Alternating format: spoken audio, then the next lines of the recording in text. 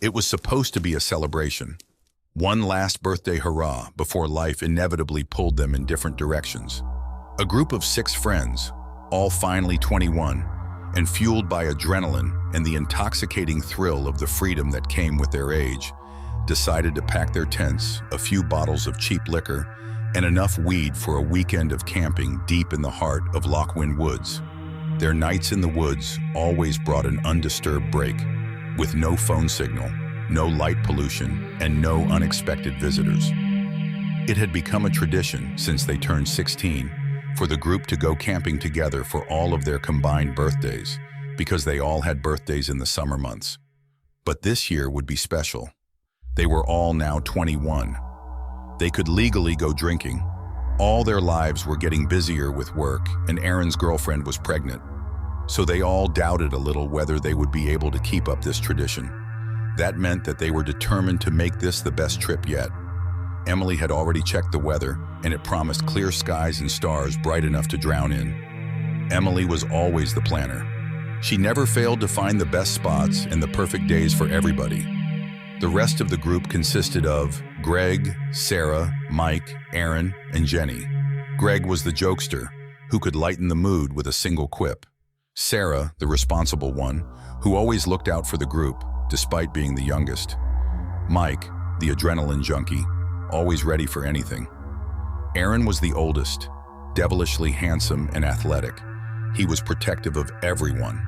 And then there was Jenny, free-spirited, adventurous Jenny, the tomboyish, nature-loving, wild heart of the group, who often urged them deeper into uncharted territory. She had grown up living with her dad. He had trained her in self-defense and took her camping every weekend, teaching her to hunt and fish. The first camping trip had been her idea, back when they were 16.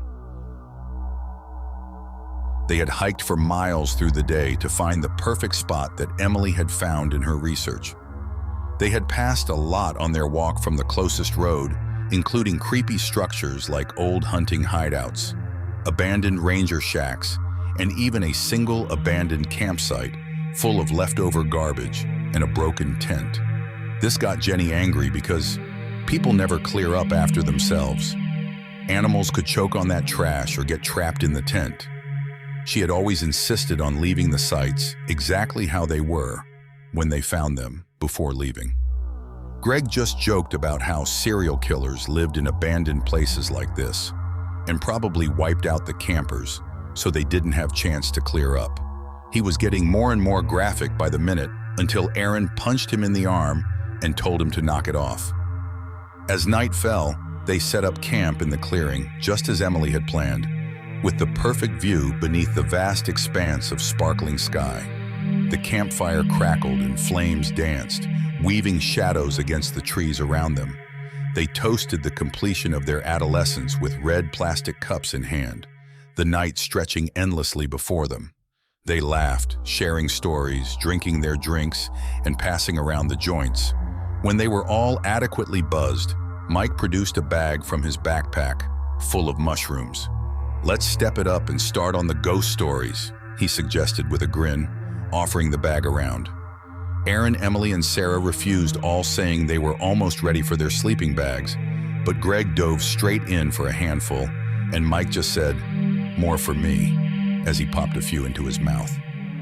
Jenny had always been scared to try psychedelics, worrying that it would affect her more because of the fact that her mom had developed schizophrenia in her early 20s and eventually killed herself, little over a year later, just after Jenny was born. But this time, she decided to indulge because she really believed this would be their last camping trip all together and wanted to make the most of it while she could. After a while, the results of the concoction of booze and drugs began to hit its pinnacle. Emily and Sarah had gone to sleep in their tent. Mike had passed out on the grass near the fire, whilst Aaron, Greg, and Jenny were all laughing in hysterics at Greg's attempt at a ghost story about a leprechaun who lived in a tree. Jenny was having the time of her life, her laughter running wild, increasing in pitch as the mushrooms caused reality to begin to morph around her. She giggled as her friends' faces and features seemed to adjust like a liquid with their movements. She slipped backwards off the log she was sat on, landing in a heap on the soft ground. Her laughter stopped. The euphoric glow suddenly crusted over into something darker. The stars were being engulfed by darkness, one by one, as if being erased from the sky. Greg's laughter echoed hollowly, like the cackle of a demon. A fear began weaving through Jenny's mind. Suddenly, she saw several zombie-like creatures emerging from the trees behind her. She shot up, staggering backwards away from them, her eyes wide with terror, her mind unraveling as she battled with shadows only she could see. "Jen, you okay?" Aaron asked, his voice filled with worry. Jenny wheeled around and stared between them both with a wild fear in her eyes, her gaze piercing through Greg's laughter, causing him to abruptly stop. She recoiled, screaming, her voice splintering the fragile night. "They're coming! You have to run!" she shouted at Greg. She was looking at Aaron as if he was some horrifying creature, coiled to attack her. The girls crawled out of the tent and Mike bolted upright. Panic etched across the group's faces. They approached, trying to calm her down and reel her back to reality. But Jenny had already slipped through the veil. To her, all her friends had become flesh-eating zombies closing in on her and Greg. Her body trembled as if she was grappling with frenzied entities that only she could perceive. Just as Aaron got close to her, the scene turned chaotic. Jenny lunged, her heart racing with primal fear, but ultimately fueled by an instinct that felt overwhelmingly violent. She snatched a sharp rock, and before they could comprehend her descent into madness, she bashed Aaron's head wide open with the rock, blinded by hallucinations that twisted her world into a nightmare. She grabbed her hunting knife from the ground and swung at Mike, but he dodged, falling onto Greg. Sarah and Emily both screamed in shock, but Jenny just dove toward them, knife in hand, before turning back to Mike and Greg. One by one they fell, unable to fight the hand of a friend who was no longer there. In a single harrowing rush, the joyous sounds of the night faded, replaced by haunting silence. The forest consumed it all, indifferent, ancient, witnessing the unthinkable. When Jenny regained a moment of clarity, she saw her friends lay covered in blood, knife still in her hands.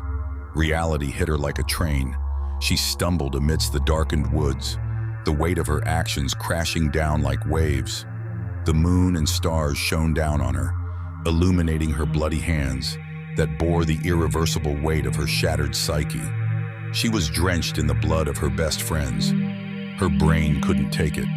She felt splintered as if pieces of herself were lost in the pull of the trees, her soul empty, now hollow and devoid of brightness. Her reality was completely broken. She knew she couldn't go back home. She no longer even recognized her friends.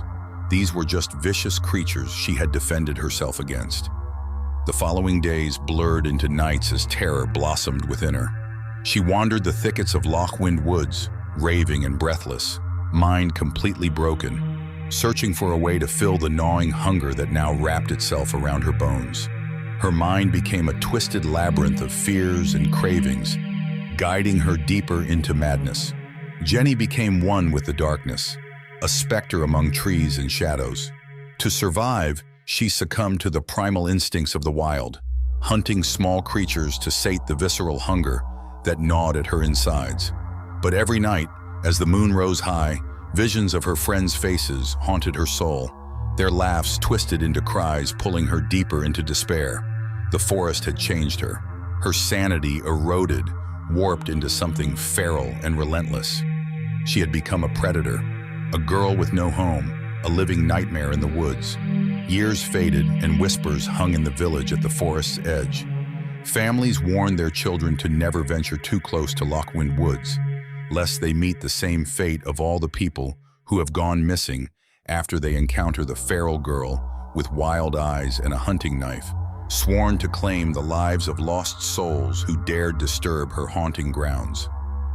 Rumors and legends spread about Lochwind Woods, missing people and Jenny of the Woods, a once friendly girl, wandering the night, now a phantom of her own making.